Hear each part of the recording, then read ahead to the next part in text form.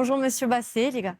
Merci d'avoir accepté notre invitation. Cet entretien s'inscrit dans notre série d'échanges consacrée aux élections municipales, réalisée par le MEDEF-Coursiga en partenariat avec Télépaes.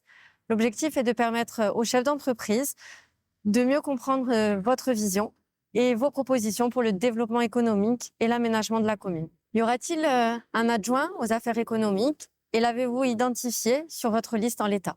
Alors, il y aura, oui, évidemment, un adjoint qui sera délégué à la question de l'économie, mais moi, je veux même étendre le portefeuille, c'est-à-dire à la question environnementale et à la question de l'emploi. Parce que chaque investissement, le budget de la ville doit être compris en prenant en compte ces thématiques-là, et notamment la thématique environnementale pour les investissements plus tard. Après, il n'est pas encore identifié, il le sera plus tard sur la question de la compétence, évidemment, et puis en fonction du nombre d'élus qu'on pourrait avoir, et si on accède aux fonctions, évidemment.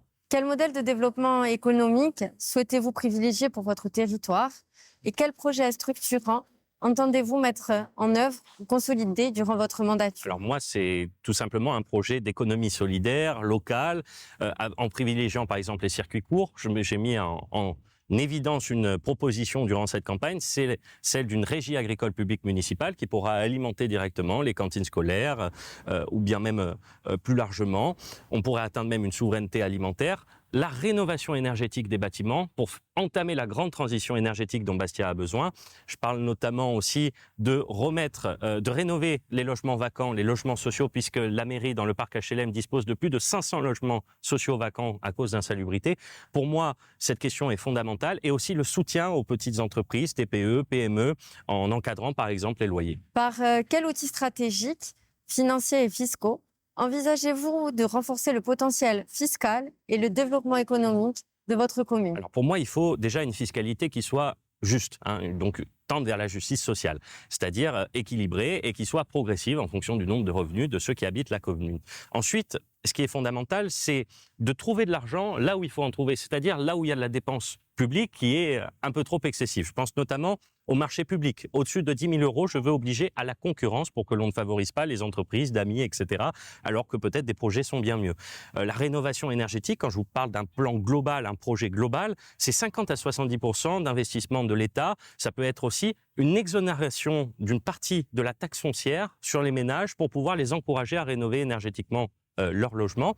Et plus largement, on peut s'appuyer aussi donc sur des fonds d'État, des fonds de la région, sur la Banque des territoires quand il s'agit de parler d'innovation et de transition énergétique. Donc tous ces financements contribuent d'une certaine manière à appuyer notre politique et les propositions que je viens de vous faire.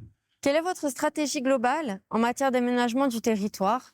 Que privilégiez-vous et conciliez-vous entre accès au logement, mobilité urbaine, intercommunale et régionale, revitalisation des centres-villes, développement périurbain et transition énergétique? Pour moi, c'est un tout. Quand on s'engage dans la bataille politique, il faut penser tout ça sur une grande échelle et une politique d'investissement sur le long terme. C'est ce que j'ai oublié de vous dire tout à l'heure, mais pour moi, il faut de l'investissement qui soit juste, équilibré. Et pour ça, je propose aux Bastiais de redonner du pouvoir d'achat. Quand je parle de gratuité des transports en commun, quand je parle de remettre les navettes gratuites qui ont été supprimées en 2021, quand je parle d'épicerie solidaire, d'encadrer les loyers, d'augmenter la tarification des Airbnb, donc de majorer les taxes, quand je parle de rénovation énergétique, toutes ces mesures pour moi contribuent à un objectif final, celui de redonner du pouvoir d'achat, celui de faire revivre notre ville, de la revitaliser et permettre d'une certaine manière qu'on vive mieux dans Bastia. Donc je dirais qu'il n'y a pas un projet structurant, il n'y a pas quelque chose que je privilégie, mais c'est un tout. Ça contribue à faire une transition de notre ville et à améliorer le développement durable.